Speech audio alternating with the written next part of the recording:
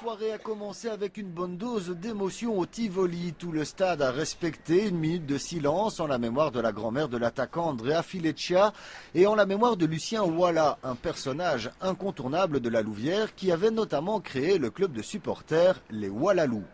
Mais cette minute de silence était également destinée à tous les travailleurs de Duferco NLMK qui vivent des heures très difficiles actuellement.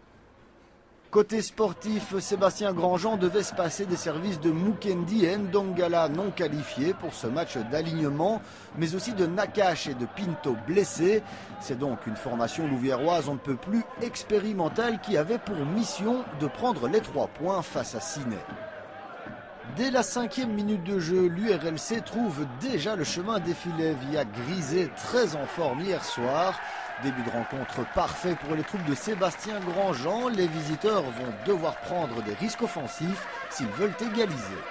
Ciney se lance donc à l'assaut du but défendu par Jérémy De Vriend et le danger est bien présent à plusieurs reprises. La défense des Loups n'est pas tout à fait sereine. Heureusement, du côté de Ciney, on ne parvient pas à cadrer ses frappes. De manière générale, on n'assiste pas à un match exceptionnel des deux côtés. On sent clairement qu'il manque un petit quelque chose au niveau de l'animation de jeu et du réalisme. Nouvelle illustration sur cette attaque louviéroise quelque peu confuse. Il y avait moyen de faire nettement mieux. En face, le constat est tout à fait le même. Les visiteurs cafouillent et ne profitent pas de la double mauvaise intervention du portier Jérémy De Vriend. On en reste à 1-0 à la pause et les Loups peuvent raisonnablement se montrer satisfaits. Leurs adversaires ont eu les possibilités de remettre les compteurs à 0 sans succès. La moitié du travail est accomplie. On joue depuis 2 minutes à peine en deuxième mi-temps et après la latte, c'est sur le poteau que Ciney va se casser les dents. Nouvel avertissement extrêmement sérieux pour l'URLC qui n'emmène pas large. La Louvière tente alors de reprendre les choses en main pour faire le break et se mettre à l'abri au plus vite.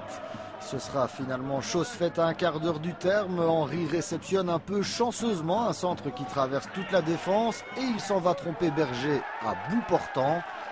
2-0 pour les Loups, ce sera également le score final de cette rencontre.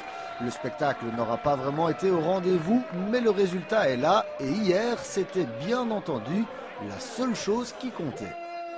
On savait que c'était une équipe qui avait rien à perdre ici, donc c'est comme vous avez dit un match piège.